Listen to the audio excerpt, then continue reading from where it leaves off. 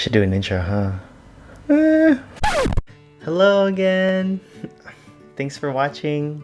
Thanks for coming to this workshop. I'm gonna be showing you in this video today me going to Berkeley Bowl, and I'm gonna show you some things that I do at the store that help me so that I know can stay under budget and I know what to make.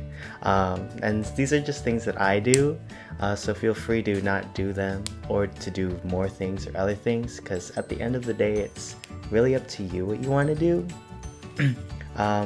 First things first, I have equipment, so let me show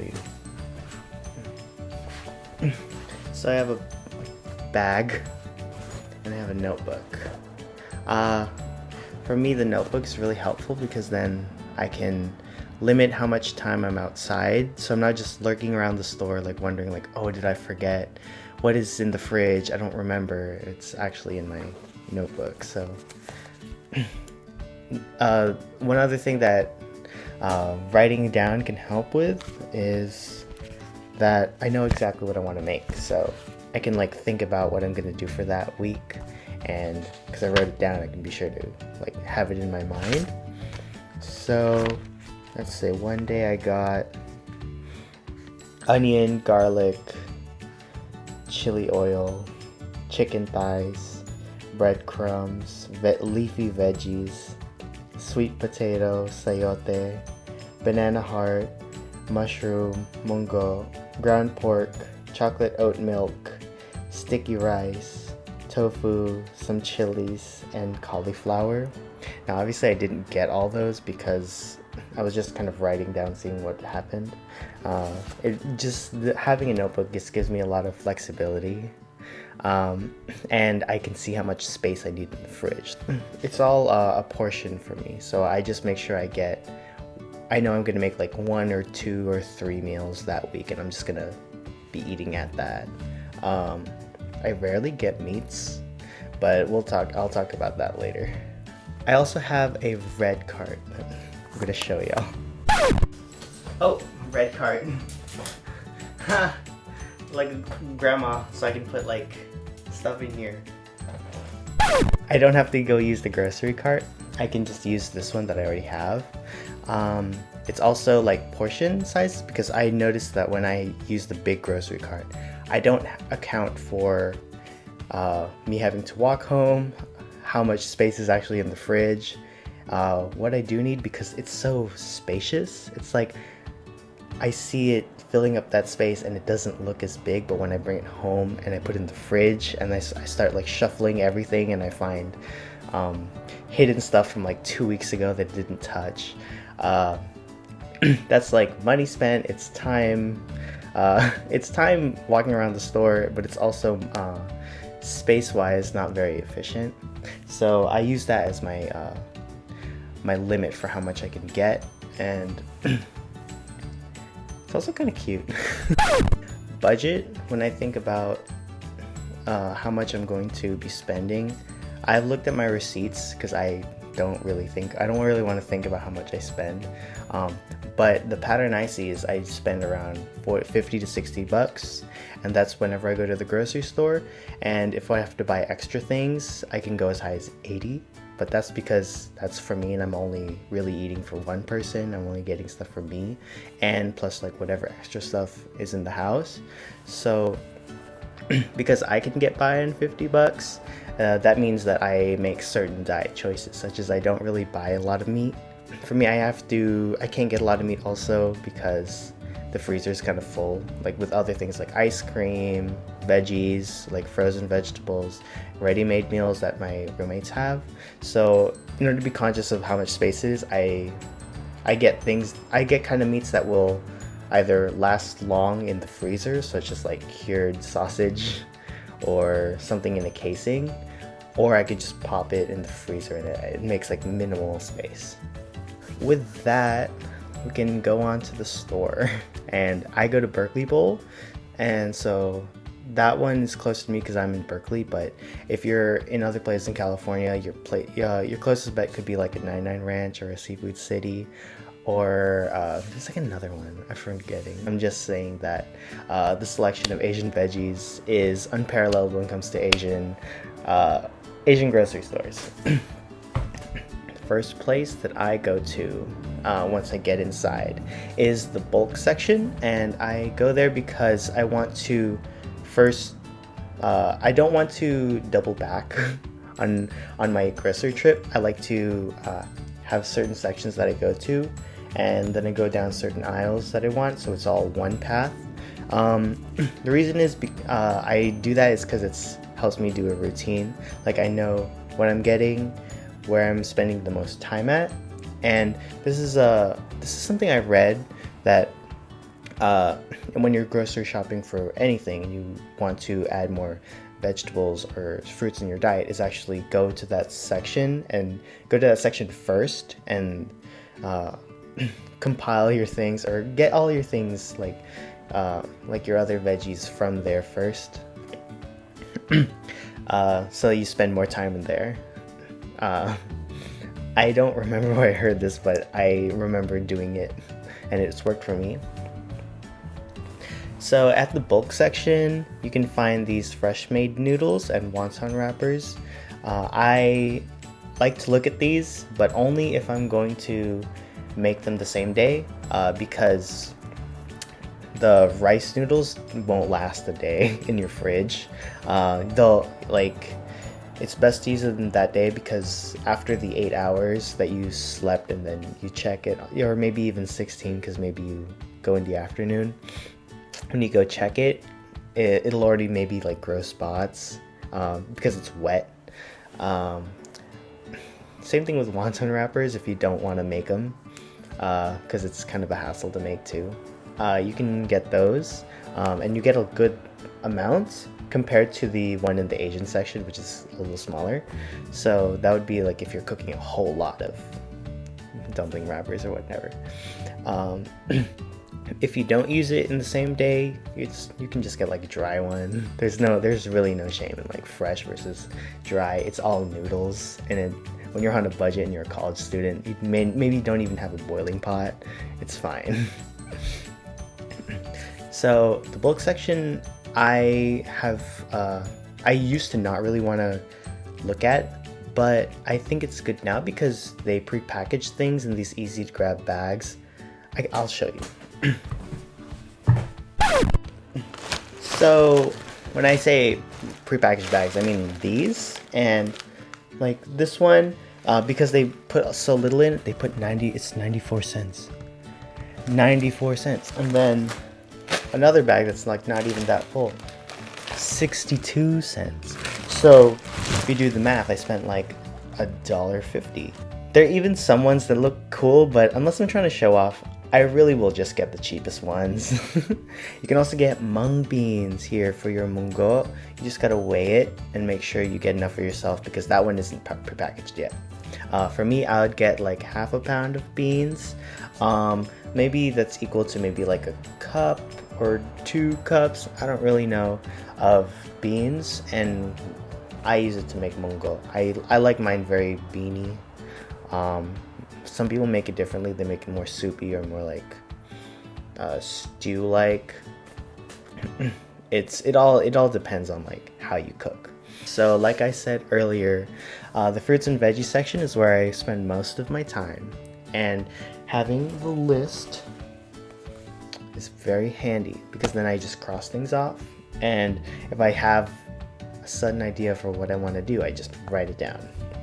So as far as Filipino veggies are concerned, I've seen ampalaya, upo, puso ng saging, I think it's called puso ng labong, or bamboo shoot or bamboo heart, your eggplant, sitaw, your gabi, kangkong, sayote, mustasa, tapos fruit of malunggay, not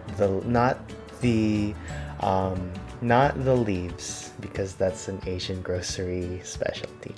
But I usually don't buy all of those in one go. And radish. What do you call radish? Labanos. And radish.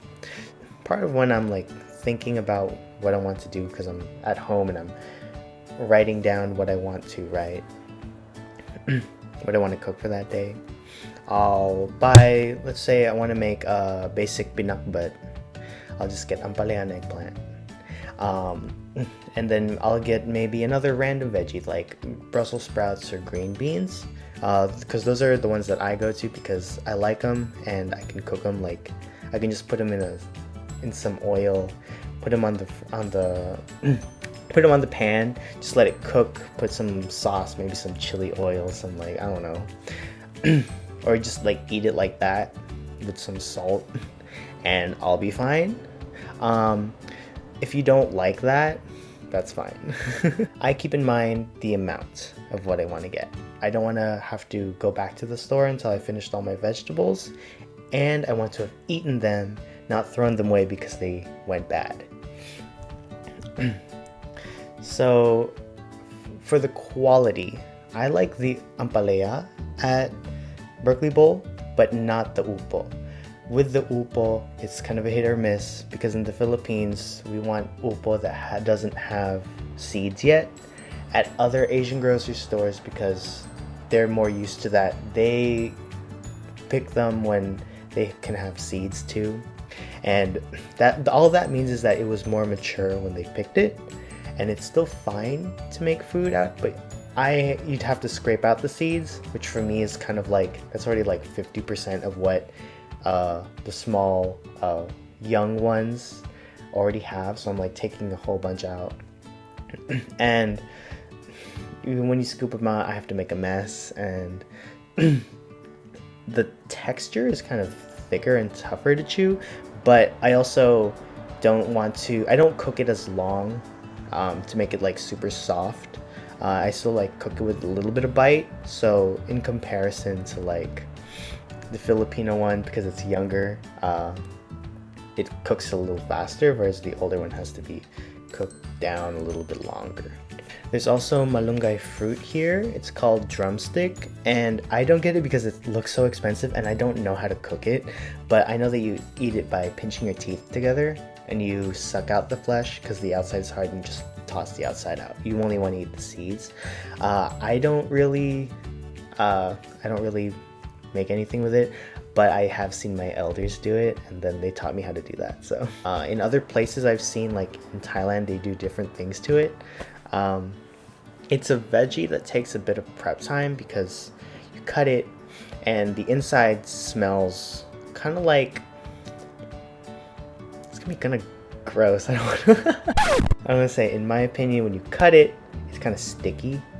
And if you just leave it like that, it'll do like what eggplants do and brown, but also the smell is kind of like the flavor of banana baby food, because it's the banana flour. Like, it actually has the smell of banana.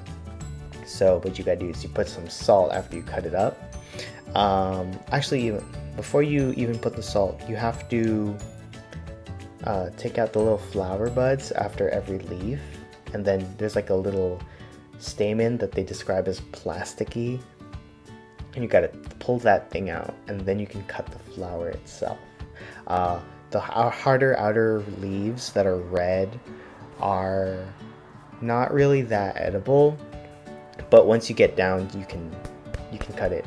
But also,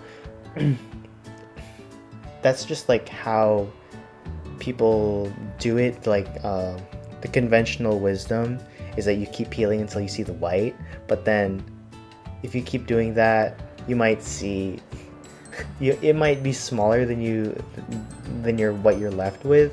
And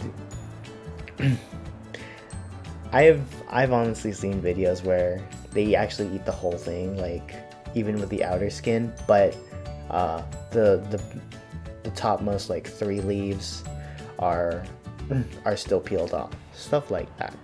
For leafy vegetables, don't be afraid to add veggies to your dish, even if it's non-traditional or you don't know what it could taste like. So leafy vegetables, even a handful of spinach, you can put that in your munggo, your tinola, or just stir fry with some garlic if you want. You can add bok choy to your sinigang, nilaga, or just stir fry it. Gailan is another Asian veggie. It's not indigenous to the Philippines, But I like it because I can make your pad see ew from Thailand, or I can steam it. I can microwave it in a bowl with some water and cover it and mix it with some oyster sauce, uh, Chinese oyster sauce, like sauce, and put it over. It's really good. There's kangkong, which goes by the name onchoy in some other places, and you can put the leaves into sinigang. You can make the whole thing into adobong kangkong. I make a really good one, and I put it on Instagram one time. A lot of veggies can be made into adobo, and you can just add meat or tofu for flavor. And you can find recipes how to make those, or just ask around your community. Of course, there are gonna be some people that are gonna be like, I like my adobo and it needs to have meat. That's the only way that I can eat adobo, or else it's not even adobo. I mean, that's fine, but because meat is more expensive, I want to just give some options so that you can still have the flavor of adobo and you can like enjoy it, but you don't need to feel guilty that you spent like upwards of $15 because you wanted to get really nice meats.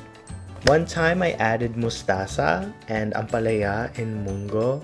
Part was like the American mustard, which is like found here. It's like collard greens or something. I added that into mungo and ampalaya because I've grown up like developing like it's okay to eat like bitter things. Like I'm fine with it. And mustasa and ampalaya, like your leafy veggies, those are also like generally just bitter, and so putting in mungo for me, that's familiar. It's fine. I don't really worry about it. But it was more of an experiment. So once you begin to know what things taste like and their flavor, you can make substitutions or additions because they'll just fit in your mind. For example, you can have one thing people make that they're like ginisang upo. That was really popular because people thought, well, be like, I'm healthy, so I'm gonna make upo, but I don't have upo. What am I gonna do? You can make sayote. You can make ginisang sayote. It's like the same thing, but it's smaller. You just gotta peel it, and you prepare it kind of the same way. You can instead of papaya, you can put sayote because the young papaya, sometimes people don't like it. It's big. You're also like getting a whole ass thing. Oop. You're also getting a whole thing, and maybe it doesn't even fit in your pot. I had that issue of food not fitting in my pot, and I was like, wait, but when I grew up, like we used like a big pot, and then I come to college and I actually don't have a big one. That's fine. Those are just substitutions that I made. It's your choice in the end to add things that make sense to you. It's fine to experiment. You could add sweet potato instead of regular potato into something. I've tried it. I think it's fine. But I also am making substitutions just to experiment a little, you know? Because in the end of the day, it's not like I'm gonna sell this to you and be like, see, I'm healthier. No, I don't care about being healthier or more healthier than someone else. I just care about being flexible as I cook food for myself, and I know what tastes good so that I can cook for the people I care about. That's all that I want to do. Sometimes there's some veggies that just aren't worth it. That's okay too. The discount section is really good for same day consumption, or if you need to make a lot of something and you're cooking it down. In Berkeley Bowl, the one that I get, it's like a shelf, and sometimes it's really full, sometimes it's empty. It's 99 cents because it's starting to look sad, but if you can get past it and get like cut off all the small parts that look weird, you can make it for food that night. Just make sure you cook it that night because it's not going to last. For fruits, I really like following seasonality because one thing about seasonality that is that you can eat fruits that you wouldn't get in other seasons, and it's kind of like a special treat, and it's cheaper. So they started carrying persimmons, and so I got these ones because I like them. They also over the summer was their stone fruit season. for California, because seasonality is different in other places. California, that's when the cherries, peaches, apricots, plums, those are when all those are ripe and in season. The grocers will, once it's in season, they'll put the price low because they want you to get it. And fruits are really good. It's like a change of pace because I actually don't really eat bananas and oranges or even apples. I kind of don't like apples anymore just because they're too sweet for me and it feels like I'm eating candy. But because seasonal fruits are in abundance and in higher supply, you can actually be very choosy with ones you got. This variety that I got is the one that I grew up on. Like my grandma would just cut this up for me, and it's called a Fuyu persimmon. That's the variety. But there's another one that I got, and I wanted to see what it was. See how it tasted like. It's the Hachia persimmon, and it looks kind of like an acorn. Same color, but more pointed at the bottom. And that one is different. Like they're both persimmons, but they have such different qualities. Like this one is hard. The Fuyu, not the Fuyu, the Hachia persimmon, you can only eat when it's super soft. It'll feel kind of like a water balloon that has cornstarch and water in it. It has that consistency. It's really soft, and if I were to eat it when it's hard, it would taste like really bitter. Like not bitter, but like dry. Like it would dry out my mouth, and it would just taste really gross. And the first time I tried it, I was like, it was kind of soft, and I was like, okay, maybe it'll taste good. And I ate it, and it was like, ugh. It was gross, and it wasn't even ready for like another 3 weeks. That was just a little anecdote for how I experimented with it. For portion sizes, I only really get maybe 2 to 4 individual fruits. When they have like the blood oranges and they're cheap, or I see the variety that I really like, I'll get more of those because I actually know I like it, so I'll eat it. Part of it is like experimentation. Maybe I don't know what I want to eat. I'll just like get one thing, try it. It's fine to like put it one in your bag and just like have it because you're experimenting with it. Because I can afford one, or I can afford blah blah blah. That's fine. In California, we're really privileged to have a great variety of fruits and veggies because our climate allows for it, but don't be pressured to get a huge amount of fruits and veggies because you hear it's healthy, or because like there's so much selection. Just get enough so that you feed yourself, or if you have people to feed, that you get enough for them. Of course, my advice works well for me because I've picked and been very choosy with what advice I do get, so it's already fits for me. But it's just one way of shopping, of preparing food, and you always have the choice to do whatever. Okay, so now into the Asian section. The Asian section for me is perfect for getting tofu, spices, and instant noodles. I usually get tofu. I eat as an alternative to meat, but if you have allergies to it, you can change it to something else. If you want specific Asian food, you can get it here, but it's mostly East Asian centered. It's actually kind of funny that in the Walgreens across from Berkeley Bowl is where you can find the Filipino snacks and the canned goods and the other ingredients. Not things like groceries, like you won't find produce there, but it's really funny. I found like bagoong there. It's like, why? Who's going to Walgreens to get bagoong? But about tofu, even in the Philippines, like we eat that. When I say like alternative to meat, I don't necessarily mean I make tofu and then I put it inside like caldereta, or I put it inside a different dish. I still kind of stay true to how other people who created tofu or have a different relationship to tofu cook it, but that's just because the ingredient kind of has its own lineage.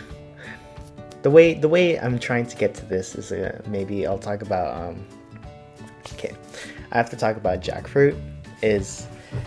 Jackfruit, it's as a fruit in some places and where it grows, like Indonesia,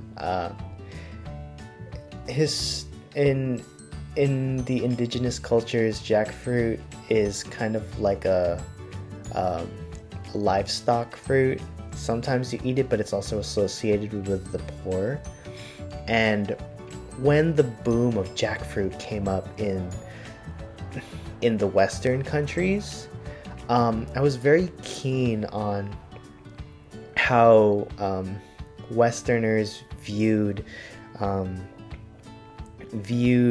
Southeast Asia, and kind of expected that because it's in abundance, that the land itself and the workers and the farmers can handle the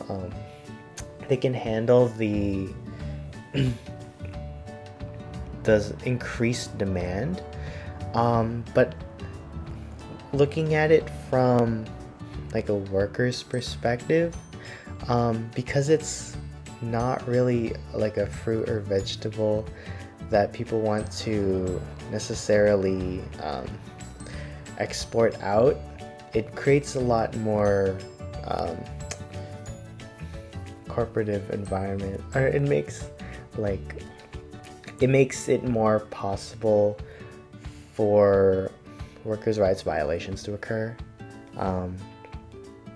Also, that food security then there in the smaller communities or the rural communities where it's closer to can be negatively affected by having their lands repurposed for growing that specifically. So instead of having a field that they grow all their vegetables in, if a corporation comes and buys it and buys up their land, they can turn it into palm oil, and palm oil can't be eaten, but it's more lucrative. So same thing with jackfruit. People still eat it, but it's not like that's the only thing that should sustain a culture, sustain a people. But those are just my ingredients. That's just like my view on jackfruit, and then why I treat tofu like that is just because it's like the other places that have made tofu, they've made it better, and I already kind of trust that they do good things already to it, and I can find videos of how to prepare it. It's a lot easier than I see like people trying to make it into chicken nuggets, or people trying to turn it into other things. Not to like shit on it because it's good, but it's just that it's easier. Like fried foods are really alluring to make as a college student, but they're also kind of a hassle because you gotta account for a whole bunch of things. So usually for me this is everything. Although I go to the butcher's counter and I'll ask for meat sometimes, I do my normal shopping for stuff like pasta sauce, milk, and eggs later, and I am just being more aware of my budget and buying extra things only after I've crossed out my list. It helps me not buying food from the frozen section because those things are expensive and I don't have the space to put them in there. And I'd prefer that my most expensive things are stuff like meats, which I don't eat as often as fruits and vegetables. For me, that's everything I do. There's rice in the front, and I get the rice when I go to the cashier to pay, and you can tell them that you're gonna get rice in the front. It's totally fine while they scan your stuff. for me, that's everything. I hope this video helped you with identifying foods from the grocery store and helped you give one way that I do to how to approach buying foods. As with anything, you always have the power to choose and what you want to cook, as well as your own budget. And I hope this video empowers you to make those kind of decisions. So thanks for watching and take care.